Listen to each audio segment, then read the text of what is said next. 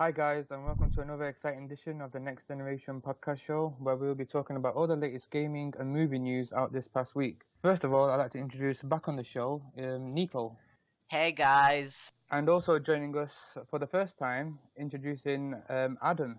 Hello. All right, so let's get into it. The first trailer has been released for the dark thriller True Story starring Jonah Hill, James Franco and Felicity Jones, based on real events, and follows the disgraceful New York Times reporter Michael Finkel, played by Jonah Hill, who meets accused killer Christian Lango, played by James Franco, who has taken on Finkel's identity. Investigations morphs to an unforgettable game of cat and mouse as Finkel tries to uncover the real story of this film. Adam, what do you think of this trailer? Not enough Michael Bay explosions, I'm afraid. I think it falls short in that regard, which I thought was severely disappointing. I actually thought this trailer hooked me on. The build-up was really good. I mean, we never seen James Franco and Jonah Hill together in a movie where it gets all serious and all like drama, like, you know what I mean? I mean, they both come in comedy movies. We've both seen them. The last movie they both filmed was actually This Is the End, which was a really funny movie. I don't know if you guys seen that. Well, I like how it's made by. It's not the reason the thing is called True Story, but I still like how the movie's made from a real story. You can always sort of connect and think what really happened, because not always is stuff true in the movies, and you can always think like, I wonder how this actually played out in actual life. Yeah, I think it's a great cast here. James Franco, Jonah Hill, popular names, Felicity Jones. It's Jonah Hill was from, what's that film? Superbad. Am I right? That was a good film. But I've got the trailer up now at the moment. I've basically got muted in the background. But one thing I noticed about a lot of movies these days, it's so much about the colour of the film. And I'm looking at this trailer and it's all just solid blue. I look at this trailer and it's I don't know why it annoys me, but all these films that use a colour to portray their message throughout the entire thing, you can tell instantly what kind of film it's going to be. I mean, it could be a brilliant film. I haven't had that much about it. I quite like Jonah Hill, and it looks sort of interesting. I mean, it's not one of these films that's full of explosions by the looks of it. I have to agree. I have to agree with that because when I first heard of it, I thought, "Hey, True Story, what's this? Is it actually a movie called True Story? What is it?" And when I looked at the trailer and watched it, I thought, "Okay, it looks interesting.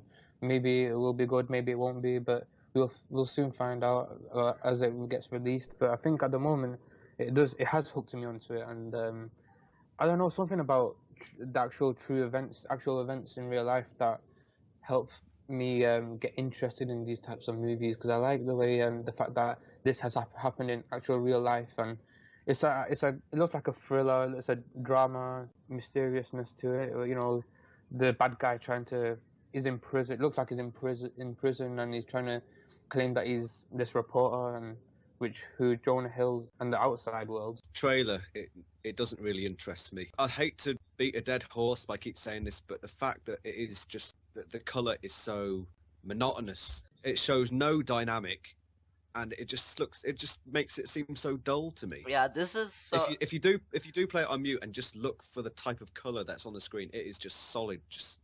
It all looks the same. I suppose they're trying to give out. I can't stand it. They? This is a bit. That's the thing. It's so overdone. It is like Michael Bay, where he wants this specific effect. He wants an explosion to add some drama. But then you have explosion, and it's very much the same with this color effect, and it just bores the hell out of me. Yeah, the first time I've actually seen the trailer, and there was this scene where they were in a forest, him and a girl. First, it looked to me like somebody just made Twilight, just with different characters. Because really, it's in a forest and the colors are so dull, it really does feel like it. So what actually is this about? What's it based on? It's based on this man. He was a sane person. He had a family with kids. He basically murdered them all for no apparent reason. And he got sentenced to jail, obviously. But this one reporter in New York, he's trying to get his name out there, basically, with these different stories. James Franco. When he's in prison, he hears about him and he contacts him from looking at the trailer, and he says, I want to give you my story about what happened, and that's how it all tries to connect and trying to reveal, did he kill his family, or what was the reason behind it, that sort of thing. See, that actually sounds interesting to me. It does. It looks really good. I mean, it certainly got me hooked onto it. Yeah. So When's it out? I believe it's next year, I think. Ooh. Oh, it says it April 10th, 2015. Yeah, this is the ultimate test for me. What's I've got that? the trailer up, all 2 Yeah. minutes 30, and I'm just clicking at random points on the timeline, and every picture is just blue. Well, apart from the green screen bit at the start, Yeah. with the R rating. Oh, That's yeah. green. That's quite a So- long way away. Mark Wahlberg. Despite mixed reviews, Transformers Age of Extinction wrapped up a ton of money worldwide, and new installments are definitely on the way. It was uncertain the new franchise star Mark Wahlberg will be returning, and the questions has apparently been answered. In a recent interview with MTV, Wahlberg stated, "I committed to doing a few more movies, but I can't speak for Mr. Bay. But something tells me we'll be on the set soon." Nico, what do you think of Wahlberg's comments? I am not. At my place, there's a lot of people who really like to watch these type of movies. Seeing that I don't watch much movies in general, I don't watch them. But I've seen. I don't remember which part it was. Maybe the second movie. I don't remember. The Transformers. I watched it recently. Rise of the Fallen. Maybe, I don't know. I know there's like Well, this. the new one. No, I don't know which one it was. Like the one where the bad guys come from the planets. Both of and them then on the planet. and then there's explosions everywhere and buildings are falling and then I actually like the Transformers franchise. I think it's a really good creative movie. In terms of I know a lot of people do not like second the characters, don't like the direction, don't like the storyline. I actually enjoy all of them. I mean, Yeah. granted, the last one, the newest one with Mark Wahlberg, I didn't like the fact that they changed that entire cast. I thought the loss of Shia LaBeouf, I thought his role in there was really good. It was funny, comedic. It was just perfect for the role. was it the same guy from the first movie? The first, second, and third movie, yeah. Oh, then I know that guy. Yeah, I watched the Yeah. first and like I think the second. I've never really explored the Transformers series before, but I have seen little snippets here and there, and frankly, I've already talked about Michael Bay, so my opinions are probably already known. In movies, I'm more into the sort of films like, I'm not sure if you've ever seen The King's Speech. I've seen parts of it. That's the sort of film I like, where it's more about your dialogue, your storylines, sort of a sense of mystery sort of thing. I'm not a fan of films like your Transformers or your James Bonds where it's geared around the action side of things. I don't like that, especially when it's all In your face. action. Yeah, with no real storyline or a really cliched storyline. I just can't stand that. And from what I've seen Transformers, it falls under that category. So I've never really had any interest in seeing it. Well, actually, the story is pretty interesting at some parts.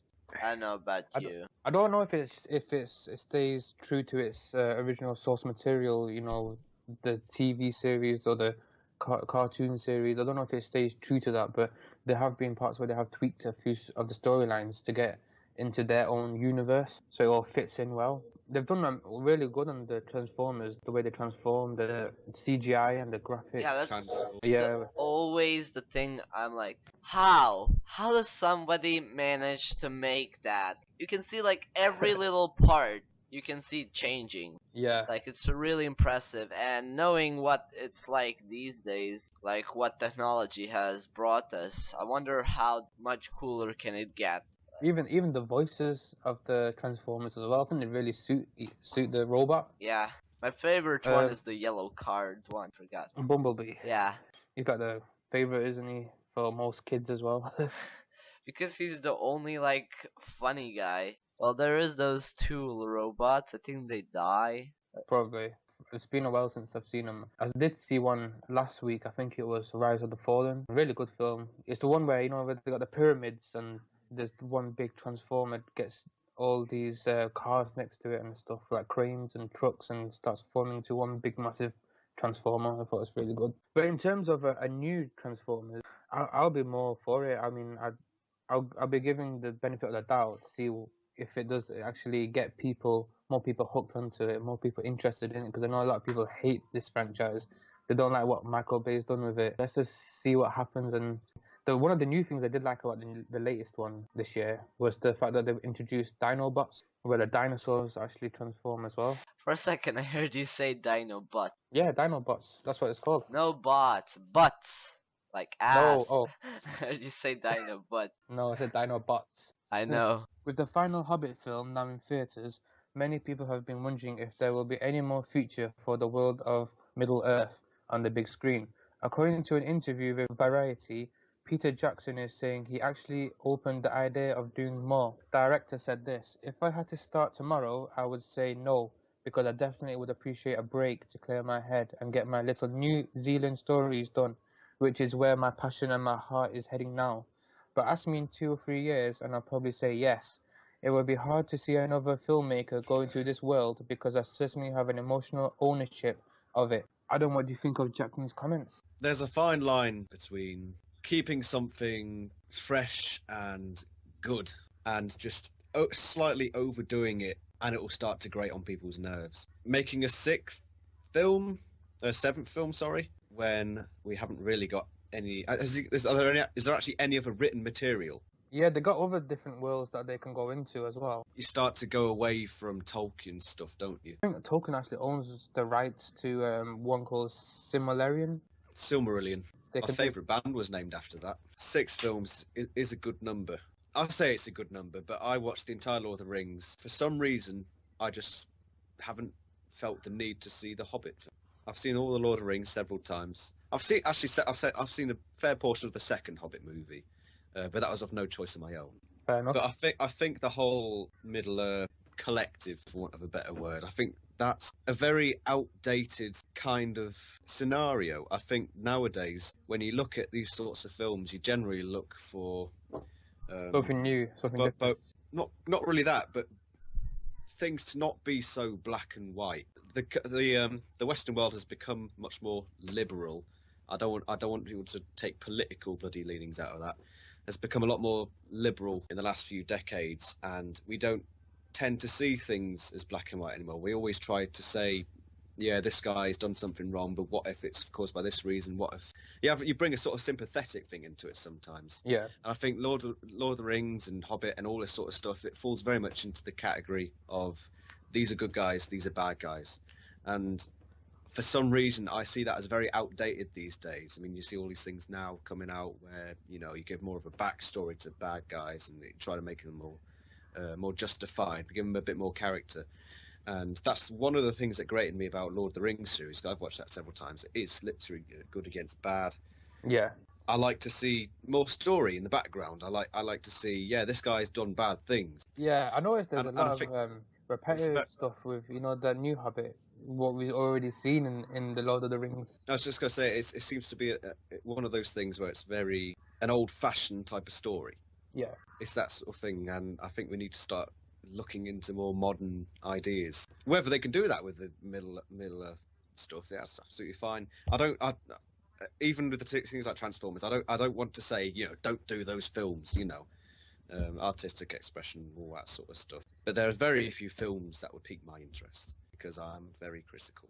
Well, I think that Peter Jackson, I think he imagines this whole universe of Hobbit, Lord of the Rings, and stuff like that. I think it's like his little own creative box, creative world, where he can do pretty much whatever he wants. He can pretty much put new ideas into it. Like, we've seen so much medieval type movies, and yet there's so much new ones going out that have so much new ideas and potential. I'm alright with it. I don't mind it. Personally, I think, given the fact that he actually said yes, he would like to do some more, actually shocked me. He'd probably give it at least 4 or 5 years, and then perhaps he might actually think about doing another one. But to say straight out, oh yeah, I would like to do another one, and give it 2 or 3 years, yeah, they might change. He's got other projects, like he's got New Zealand stories that he wants to do. Personally, for me, I would like to see a break as well. Give it another 5, 6 years until he actually decides what he wants to do. He's got other projects like Avatar as well. He's gonna have Avatar 2 coming out, I believe 2016. Oh wait, he made Avatar? Yeah. Oh no, sorry, not him. It's James Cameron, isn't it? I'm getting confused now. Yeah, it's James Cameron. So this is something else. Sorry. I'm really surprised at the pace that the Hobbit films came out. Yeah. It only seems like yesterday that the first one would come out, It's happened so quickly, hasn't it? and now it's like the last one's in theatre. Really? Yeah, I think the fact that when they did Lord of the Rings, they did it like 2-3 years in between each one, whereas Yeah. the Hobbit they released it every year, so probably that might give it that kind of fast, release. I gotta say, I enjoyed the Lord of the Rings film. Yeah, I do prefer the Lord of the Rings than the Hobbit. I mean, the only Hobbit movie I really enjoyed when watching in the theaters was number 2, The Desolation of Smaug or Smaug. Schmaug. I really enjoyed that Hobbit movie. The first one I did not enjoy. I didn't watch that in the cinema. I only watched it on DVD. The pacing was very slow, and it took a lot of time for me to get into the story. But they really did pick it up with number 2 and number 3. For me personally, anyway. Exodus: Gods and Kings has been released. What do you guys have a quick say on this? Well, me being Christian, I probably know a lot about these movies, and they just they're just remade so much times, it's not even, like, worth watching it, but the one thing it's worth watching is, like, seeing how our technology has progressed through the years, because if you look at the time when the water goes between, it's a Moses movie, for those who don't know. And when the water goes, And the split. yeah, this movie looks really, really good. Like, it almost looks real. Well, it does look real, but you know what I mean. Sucks you in. People to look at the screen and say, they really filmed it. Yeah. How did it come on TV? One thing I want to mention though is there's a lot of people I've seen on YouTube complaining that there's no black Egyptians in that movie. Yes, I get it. There's black Egyptians, but why do you need to complain? And then there's a whole war now about there not being black people. Don't you just love it when people argue about the pettiest things? Yeah. I know, there's little things that they're just like complaining. If it's not one little thing, now they just think the freaking movie is racist. So Nico, you say you're a Christian. What's your opinion on like Christian films in general? What do you think their effect is like? It's good for those people who let's say you read the Bible and be like, oh yeah, that's a cool way of showing it. So if you read the part of the Bible with Moses and you think, oh, I can't really see how that happened, I'll just go watch this 2014 film. Yes. That's how it happened. And there was no black Egyptians either. Yeah.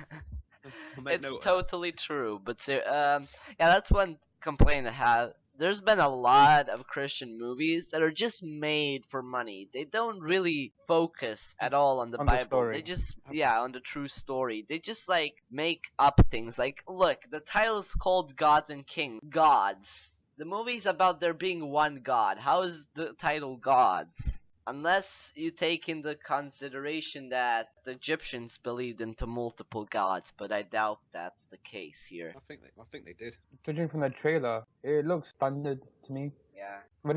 I know they released a few trailers. The first one didn't pique my interest at all, but they did release a new one, and I did enjoy that. It's not something I'd watch in the cinema. I know that they released Noah beginning of this year. Noah. It's not one of these movies where I'll keep watching it again, where I don't buy the DVD either. It's got a really good cast in there. Christian Bale, Ben Kingsley, Sigourney Weaver. The cast is good. Story, can't really say much. Trailer was okay. Just a general standard movie, I think. Yeah. Get a lot of Christian films these days. I'm not sure if this film falls under the category, the type of Christian film where it's fighting back against a social movement, which we seem to have seen a lot these days, like the film God's Not Dead that came out, last year? I don't think I've seen that. Nico? Nah.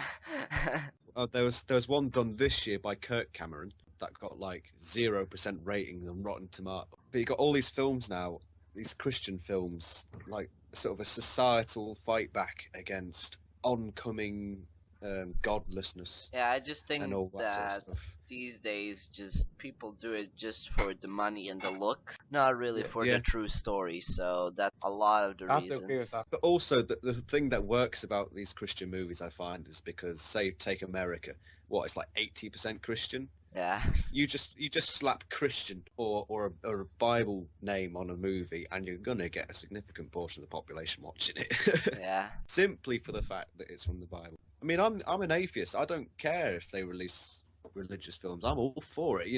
Have at it. But I do see a lot of it as Just a money maker. exploiting the religious views of a lot of moviegoers. Onto the games portion of the show. CI Games announced that it is currently in the middle of developing Sniper Ghost Warrior 3, which is due to release in the first half of 2016 for the PC, Xbox One, and PS4. The game's all-star development team includes Steve Hart, who was previously the senior producer of Rebellion's Sniper Elite V2. Hart is joined by combat veteran and former Marine Paul B. Robinson, who has been involved in game development for the past 20 years. The Sniper Ghost Warrior franchise is one of the most popular CI games portfolio with over 5.5 million copies sold. We're investing a significant amount of effort into the third installment, said Mark Tyminski, CEO of CI Games. We're fully committed to creating a AAA franchise that gamers can really rely on for the ultimate first-person sniper experience. I mean, I've brought the trailer up now to basically have an overview, because I've never played one of these games before. I'm really not the person to come to when it comes to shooter games. I mean, I have my opinions, and it's my opinions that stop me from playing them. Sorry, I was just leaning back in my chair. I was getting too Get a bit confident. complacent there. Essentially, it's just basically being a sniper, blowing people's brains out. Shooter games in itself, they don't really interest me that much. Oh, no, no, no, there's a scene where you got a pistol. Not just snipers. I don't think But it's just an old sniper I think movie. They've probably got a different. I've never actually played any of these games. This is the third one they're making, so I've not actually played any of them. But it does look interesting, to say the least. But I don't want to be Dr. Critical as I have been the entire podcast so far. But there are too many of these games. If I'm sat at home watching television, the adverts come on. A lot of the times it will be a gaming advert, and I'd say about 95% of the time it will be a modern time war scenario video game. I don't want to be the guy who spreads conspiracy theories, but I've always had the thought in the back of my head that they're pushing all these war games, like shown in a modern sort of time, like this one, where Yeah. you're in a modern scenario with a sniper in the middle of a city shooting these other army people. And I'd be so interested to see the rate of people joining the military since they started really pushing these sorts of games. So I think it does sort of desensitize people to this sort of stuff, makes people want to join the military and get involved in shitty wars that our governments try to get us involved in all the time. But there are so many of these games out now. There's so many titles where it's just like Call of Duty or Yeah. Battlefield. yeah, Battlefield. I can't remember the other names, but there's a couple more, I'm sure. And even what more like ones in different sort of scenarios, like Halo. There's so many out there, and they're all pushed to the same extent. Well, it all depends. Like, I don't play much shooters either, but I know there's like some really good ones that really have new ideas. One of those is like Borderlands. If you ever mixed a shooter with a game like Skyrim, you would get Borderlands. And I think they should just try to reach out more to that type of game. Like, so far we've only seen a couple shooters where you can really explore everywhere. Like, you got Borderlands, you got Fallout, and Far Cry, and I think that's pretty much it. I can't remember anymore. Is that Just Cause that we talked about in the last Yeah. previous podcast? Just Cause as well. But Just And there's Cause quite- is more of a San Andreas type of game where it also has to do a lot with cars, not just about the whole shooting mechanic. Well, I guess Far Cry is also like that, but Yeah, Far Cry. I one. suppose I'm biased because I'm a pacifist. I don't like go around shooting people who I don't know. So I don't play my shooters either, but one thing that I do know is when people play these sniper games, like where you're just a sniper, man, people like to shoot other people in the balls. There's quite literally a video of Hitler being shot in the balls in slow motion. Sounds fun.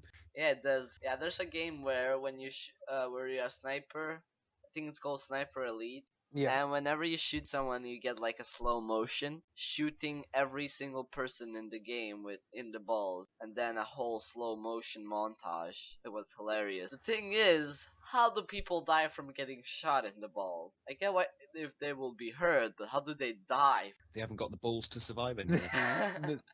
the blood comes out on the. So if they really want to make this good, they really have to stretch their ideas, because shooters is like the most bland type of genre you can get. Like, it's always the same. At the moment, it just seems to be a tool for getting 12-year-old kids to go online and yell obscenities at each other. So yeah, I have to just basically pick up on what you guys said. There are quite a lot of these shooting games out at the moment. Like you've mentioned the titles already. I know each game is trying to get their own take on the first-person shooting, as well as the different kinds of features they come with. As far as a sniping game, they have to stick to the actual root of the sniper rifle and see what other ideas they can come up with. Like I said, I've not actually played any of these sniper games before. There must be some money in there where they have to think, oh, hang on, let's make a number 3. Doing something there that is piquing interest for a lot of people. I imagine snipers would just be like assassinations of that's what I was about to say. Like, most of the game is like, try not to get seen, but to shoot people at the same time. Because if you get seen, you're pretty much done. You're dead unless you got some pretty good skills. Armor or something. Grenades. Got fake hair. Or fake hair. Just to add on that as well, I know there's a lot of good movies coming out next year. For example, they got The Division coming out, which is another shooting game where you interact with the enemies and different gadgets. So that's another game that I know people are looking out for. For example, you've got this game that's coming out in 2016. Say if The Division came out in 2016 as well. So which one would you go for? I know a lot of people would tend to lean more towards The Division. It is a Tom Clancy game. It's a recognized name. Whereas this one, you've already got 2 previous games already out, and now they're working on the 3rd one. So it's like that. It's like a toss-up between which one we'll go for. Do these sniper games, or do we go for these first-person shooters where they interact more with the gadgets and stuff like that? I'm sure they've both got their advantages and disadvantages. A new trailer for Final Fantasy 15 has been released at the ongoing Jump Festa conference in Japan, and it shows a lot of stuff. We've been seeing a lot of Final Fantasy 15 since its reveal at E3 2013. The game, previously known as Final Fantasy Versus 13, was renamed and moved to the PS4 and Xbox One from the PS3, which it was previously exclusive to. I'm going to pass this to Nico, who probably knows a lot more about this game than I do. What do you think of the trailer? Well, first off, I love me some RPGs, okay?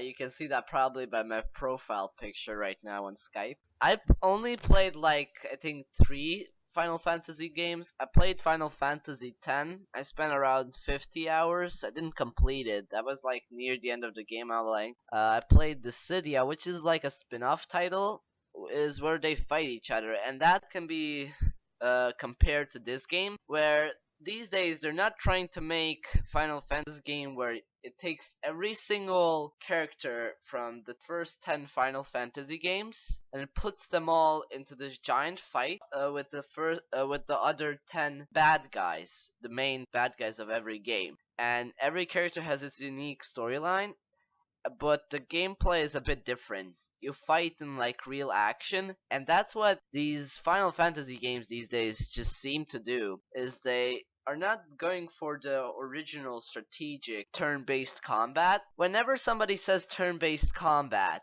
the first thing they think of is Final Fantasy, because Final Fantasy is that title that just made RPGs alive again. This game I'm really hyped for because it looks like a game it's like a game mixed with Xenoblade Chronicles. If you've ever heard of that game, probably not. It's like this game where you explore this giant monster that you live on it. Like, this monster is the world. It's like a big robot that doesn't move, and you explored it, and it's so giant from wherever you go, you can see past areas you visited.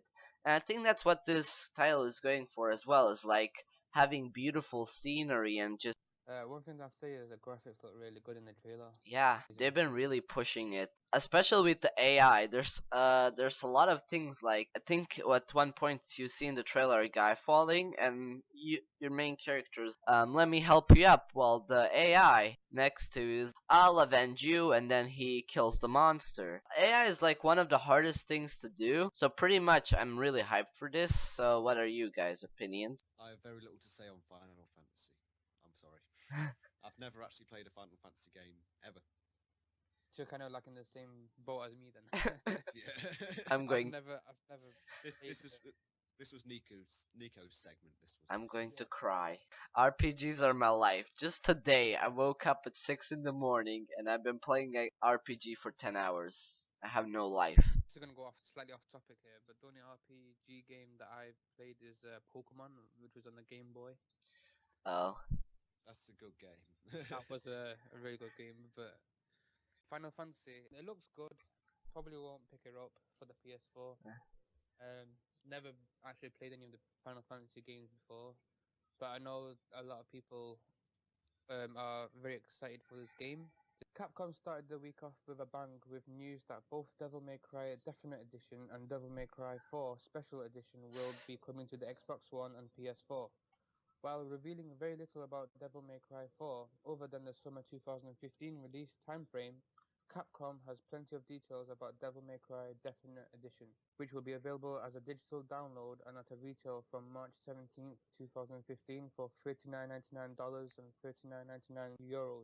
The game has been developed by Ninja Theory and will feature the original game, all previous DLC, including the Virgil's Downfall campaign, plus brand new modes and extra gameplay features, enables you to play as Dante's twin brother in Virgil's Bloody Palace mode. Also added a new Gods Must Die difficulty level and Must Style mode, as well as hardcore mode which plays more like classic Devil May Cry.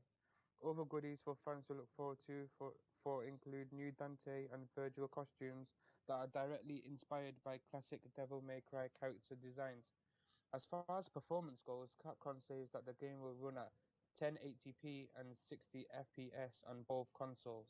It looks intense, mind blowing. What is it? 1080. 1080p. The future. That's the sort of quality game we're looking at now. These kind of games, I know Capcom are trying to get their foot back in the door now with the Devil May Cry franchise, and they've got Street Fighter 5 Yeah. coming up. They really are trying to get their names recognized again, aren't they? So, because I know they were in big trouble recently with financial wise. I really and I have played the Devil May Cry franchise. I played Devil May Cry 1 and 2. Enjoyed both games. Have you finished 2? Yeah, no, Because on the that PS. game is hell. I played that game at my friend's house, and we couldn't get past the first level. It's that hard. Like there's this Reaper boss at the end, and however you try to kill him, he just like teleports behind you and hits you every time. Somebody said that it's like one of the hardest games ever. It was so hard that it's already hard enough. The original version was so hard that they actually had to lower the difficulty down. So that's how difficult it was. Kind of like Metal Gear Rising, I had the same problem with that. I could not complete the final boss of that game. It was so difficult. Like, it's like me and my cousins were like trying to, just try every little tactic we could just to try and defeat, but there's no possible way. Getting back to the topic, I'm actually pretty hyped for this. I've played Devil May Cry 4, and a lot of people don't like the new Dante for some reason, but I actually like both Dantes. I think their humor is both awesome, even though I like the old Dante a little bit more. Yeah, and I played Devil May Cry 4, and I'm just so hyped for that game being re-released. That game pushed limits really high because so far in every Devil May Cry game you see Dante progress, and in the fourth game he becomes like this guy who doesn't give a f about anything. In the tutorial stage, in the first stage, he freaking just makes fun of the boss and he just duet with him, I think, or something like that. I don't remember too good, but I know it was like in a theater or Yeah. something. I'm hoping they'll release a new trailer soon so I can check it out. I've not actually seen any of the trailers, Well, but I will be keeping well, my close eye on. well, it's coming soon because these are just same games, but add some new mechanics, as is that hard mode that we saw. Some Well, I've never actually played Devil May Cry 4, so it will be something new to me, even though it has been already released on the PS3. yeah, I don't know. We'll see. We'll see how. I mean, they must have some new content. Obviously, they'll all include all the previous DLC that you've mentioned, yeah. all the campaigns and costumes. For someone who's never played a Devil May Cry 4, yeah, I'll be interested in picking up for the PS4 definitely. Yeah, it's like the perfect. There's only a few instances where I saw this type of game. Like you have Devil May Cry, you got Bayonetta, and I can't think of any more cool beat 'em up games. Maybe Scott Pilgrim, but that's not that game. It's not a I 3D thought, game. yeah, First, it's not a game where the main characters careless, like they don't give a f about anything. You can see a lot in Bayonetta and Dante, yeah, especially Dante. At one part, he's like, he just puts a rock concert in middle of a boss after a boss fight. Just like makes his own rock concert, and then you have like the music. Talking about the I thought, music, I'm not a big fan of this type of music, the screamers, but with Devil May Cry, I'm okay with it. I haven't got much else to say really. I so, think I've said my part on that game. and that's it, guys. We have run out of time. We hope you enjoyed our show. Don't forget to click the thumbs up button and subscribe to our YouTube channel, Next Gen X, and tell everyone that you know to do the same. I would like to thank our guest today. It's been a real pleasure having you all. Nico, where can people find you online? You can find me on my channel Detective Nico, where I post stuff every freak year, because I feel like that, because I am not that persistent with my uploading, but in case you want to see my content, sure, go ahead, go to Detective Nico and watch me. And Adam, where can people find you online? I have my own little channel called A Heap of Games. All right. Space between all those words, A Heap of Games. And that's it, guys. Thanks.